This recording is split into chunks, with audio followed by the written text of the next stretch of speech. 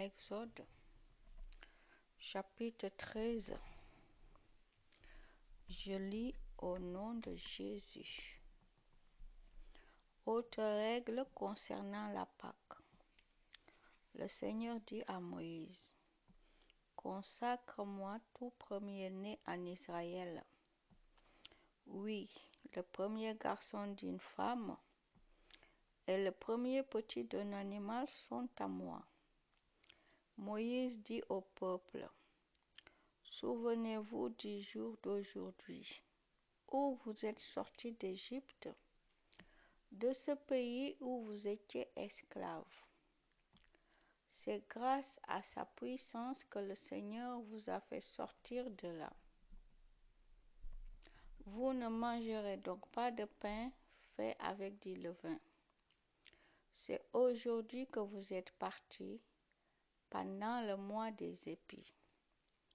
Vous fêterez cet anniversaire ce mois-là, quand le Seigneur vous aura fait entrer dans le pays des Cananéens.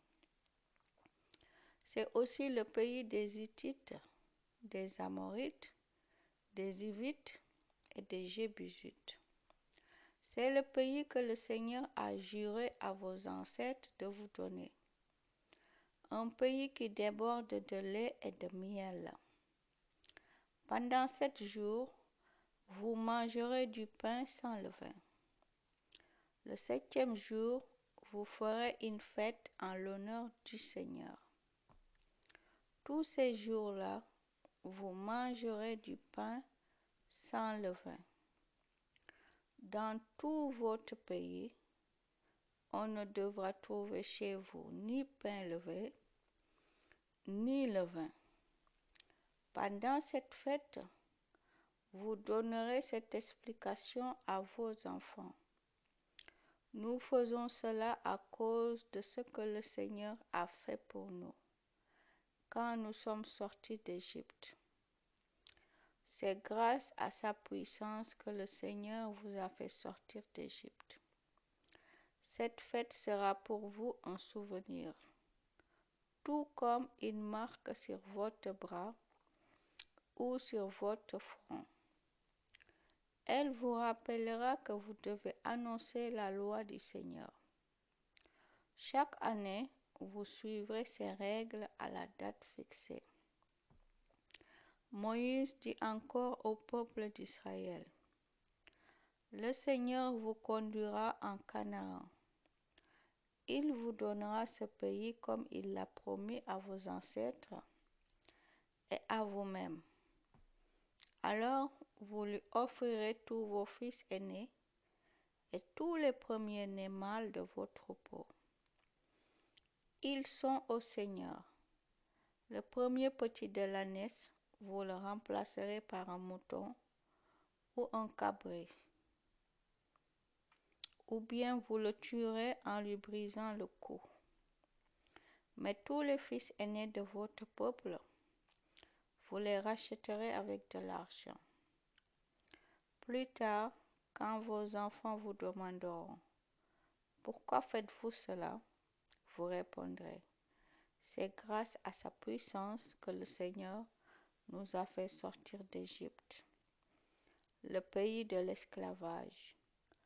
Le roi d'Égypte refusait de nous laisser partir, alors le Seigneur a fait mourir tous les premiers-nés de son pays, les premiers-nés des hommes et ceux des animaux.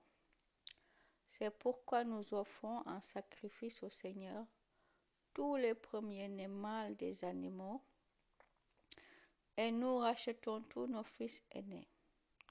Ces sacrifices seront pour vous un souvenir, tout comme une marque sur votre bras ou sur votre front. Ils vous rappelleront ceci. C'est le Seigneur qui nous a fait sortir d'Égypte grâce à sa puissance. Dieu lui-même marche devant son peuple. Quand le roi d'Égypte laisse partir les Israélites, Dieu ne leur fait pas prendre le chemin du pays des Philistins. Pourtant, c'est le plus direct. En effet, Ils pensent, en voyant les combats à mener, le peuple va peut-être regretter son départ et revenir en Égypte. C'est pourquoi Dieu détourne les Israélites vers le désert de la mer des roseaux. Ils quittent l'Égypte en bon ordre. Moïse emporte avec lui les os de Joseph, parce que celui-ci a dit aux Israélites, Dieu agira sûrement pour vous aider. Jurez-moi d'emporter mes os avec vous. Les Israélites quittent Sukkot. Ils dressent leur tente à Étam, au bord du désert. Le Seigneur lui-même marche devant eux. Le jour, il se tient dans une colonne de fumée pour leur montrer la route. La nuit, il se tient dans une colonne de feu pour les éclairer. Ainsi, ils peuvent marcher le jour et la nuit. La colonne de fumée pendant le jour et la colonne de feu pendant la nuit avancent toujours devant le peuple.